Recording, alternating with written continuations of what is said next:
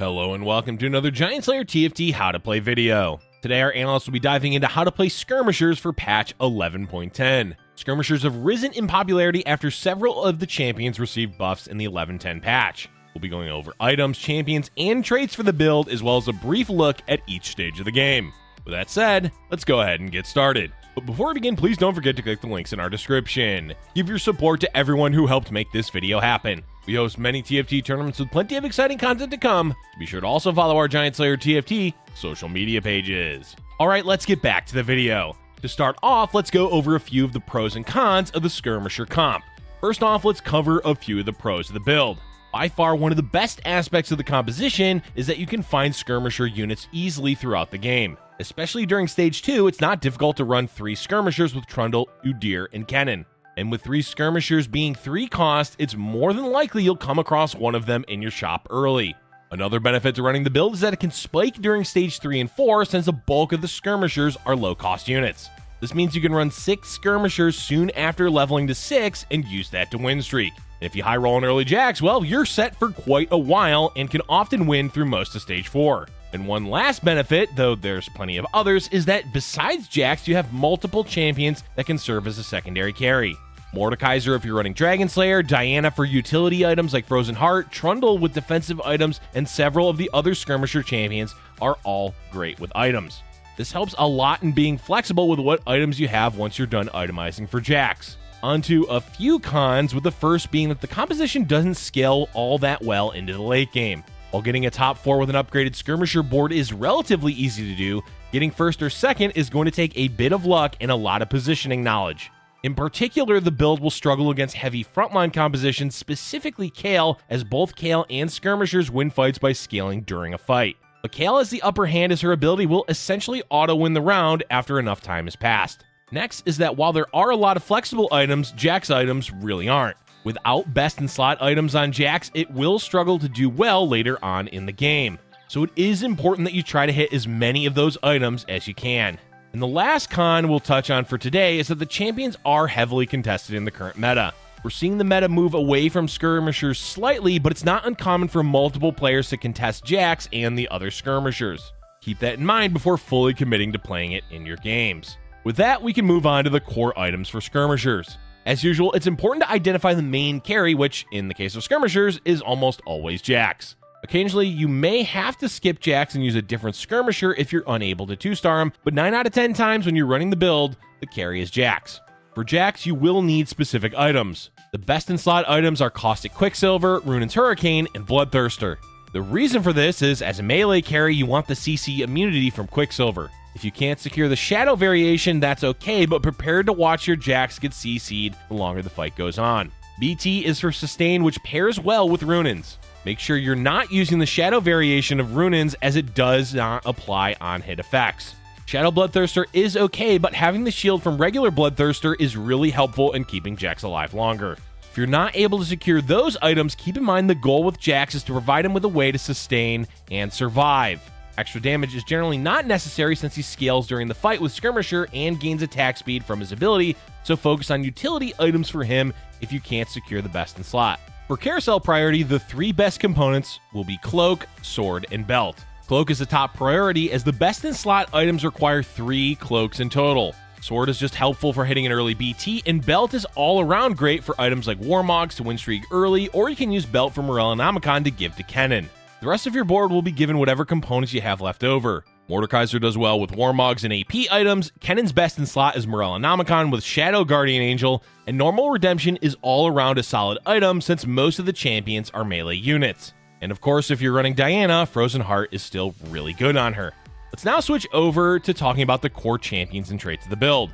The core of the composition is going to be 6 Skirmishers. Primary carry is going to be Jax with Trundle, Lee Sin, Kennen, Pantheon, and either Nidalee or Viego to round out the rest of the Skirmishers.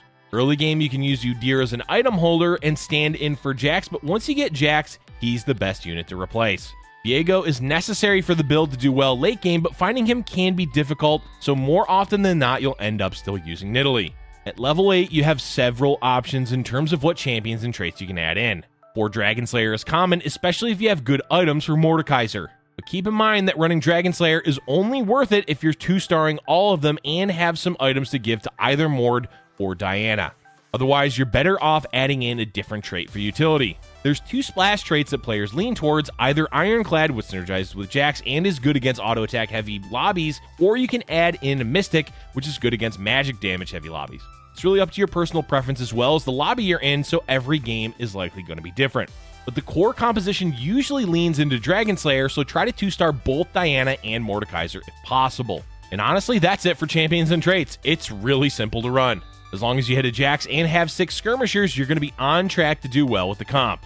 Alright, now we can get into the different stages of the game, starting with the early game. Skirmishers have one of the best early games because of how many low-cost champions the trait has. Kennen, Udyr, and Trundle are relatively easy to find, and running 3 Skirmishers can be a great way to win early rounds. Udyr in particular is a lot stronger after the buffs and holds onto Jax items well. Other early game item holders to consider are Kalista, Varus, and Ziggs. Basically any champion that does physical damage with their ability or has high attack speed. The reason for this is that slamming early Jax items can be totally fine to do. Runaan's works well on multiple carries like Draven and Yasuo, while Bloodthirster can be given to Draven, Aphelios, or Set. Don't prioritize making the Shadow Quicksilver early though, as it's really not all that useful until the mid game. If you're not hitting Jax items, it can be worth it to make defensive items to increase your board strength. Warmogs is particularly strong in set 5 with all the champions and traits that scale off of health. Gragas, for example, with Warmogs and Dawnbringer is one of the best, if not the best, early game frontliners. So try to prioritize items like Warmogs, Shadow Gargoyle Stoneplay, or even Shadow Guardian Angel, just so you're using some components. Besides making items and finding carries for them, the overall goal of the early game is the same as most builds. Play the strongest board so you can build up your economy. Don't fret too much about losing economy with aggressively leveling, as hitting level 5 early can help a lot in finding early 3-cost Skirmishers, or in very rare cases, finding an early Jax. Let's now move into the mid-game as we move into Stage 3. Try to level to 6 around 3-2 or 3-3 if your economy allows you to. If you're low on health at this point in the game, meaning below 60, you can roll a bit to try and stabilize. Since most of the Skirmishers are low-cost champions, the chances you hit 6 of them when rolling at this stage is relatively high, and hitting that power spike should stabilize your board. Don't roll too much though, as the bulk of your rolling should be done at level 7. Once you are level 7, which will be around 4-1 after Wolves, you'll want to roll to upgrade units level 2, but most importantly, to find Jax. Be sure to scout a round or 2 before you level to roll to see how many players are contesting Skirmishers. If there's more than one and they're all ahead of you on the units, it may be a good idea to pivot away from the build. Pivots for Skirmishers are fairly easy, though somewhat limited, as you usually won't be running any AP compositions. Draven is easily the best pivot due to the items, plus you can keep the Dragon Slayer champions in to pair with Mordekaiser. Aphelios is much weaker after the 11.10 patch, but can be used as a carry if you can 2-star him on 7, and he also uses the items. Another route is Draconic with Set carry. To play this, you want to have Draconic no later than 3-2 or 3-3, but assuming you found the trait early enough, you can give the items first Jax to Set or Ashe. One last option is pivoting to Yasuo if you made Runaans and have enough components to make items for him. Let's focus back on the build itself, which, as we mentioned, you will roll for at level 7. The goal is to find Jax, 6 Skirmishers, and any of Mordekaiser, Diana, or Rel. But as we said earlier, what traits you add in at level 7 and 8 is mainly up to what you find and what lobby you're in. From here, you should be strong enough to sit on your gold. But if you're low on health and keep losing rounds, you will need to roll until you find a Jax too. Keep in mind that this style of play rarely gets above a 4th, so consider it an all-in play to avoid getting 7th or 8th. As we move into Stage 5, let's talk about the late game. First, level 8.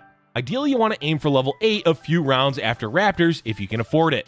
Skirmishers do spike once you hit Jax, but having a full board at level 8 and Jax 2 is ideal for making it through Stage 5 to work on your late game transition. Late Stage 5 and into Stage 6 is where Skirmishers begin to have issues. While Jax 2 can carry, other players will be getting their boards online, and some of them are going to be difficult to deal with for Skirmishers. Some, like against Vel'Koz, require positioning. Others, like against Kayle, are difficult to play against, as those types of boards inherently counter Skirmishers. But before we talk about positioning, the last aspect of the late game Skirmisher board is looking for Viego and potentially Jax 3. If possible, going to 9 is ideal before rolling for either of those upgrades. Unfortunately, level 9 is not doable in most games, so try to slow roll as much as you can at 8 without sacrificing too much health. Ultimately, Skirmishers are meant to be a top 4 comp, so getting higher than that requires a bit of luck. The way that you can get around the late game luck is with scouting and positioning. Since most of your board will be melee champions, it's not too difficult to position your board. You'll need to scout around and be aware of units like Vel'Koz are positioned. Try to keep your Jax on the same side as units as Vel'Koz so he doesn't get bursted down by the laser. And of course, move Jax away from threats like a Draven getting free attacks on him or Viego jumping behind him. If you're running Diana, especially with a Frozen Heart, properly positioning her is essential to winning late game fights. Make sure she's jumping towards the enemy backline carry or a large group of units for her ability to disrupt them. Another important unit to position well is Trundle, as you want him to match against the main frontliner of enemy boards. This is due to his ability, which will steal stats from the enemy he uses it on. What that means is that a super hard to kill Garen is suddenly a lot easier to deal with. Viego is also important to position well, as you want him to try and CC lock the enemy's backline carry if possible. Utilizing Viego and Diana is a great way to ensure his ability goes off fully, though pairing them together isn't always the best option. At the end of the day, positioning with this composition is all about experience, so play as many games as you can to get comfortable with it. And that's all for today's video, folks. The buff to Skirmishers has helped the composition climb up in popularity, making it one of the top comps in the meta. It's great to see a composition with a viable melee carry doing well, since there's very few viable melee carries in Set 5. Let us know in the comment section below which composition you'd like us to cover in our next How to Play video. Thank you for watching, and if you're enjoying our content, be sure to hit the like button and subscribe for future Giant Slayer TFT videos.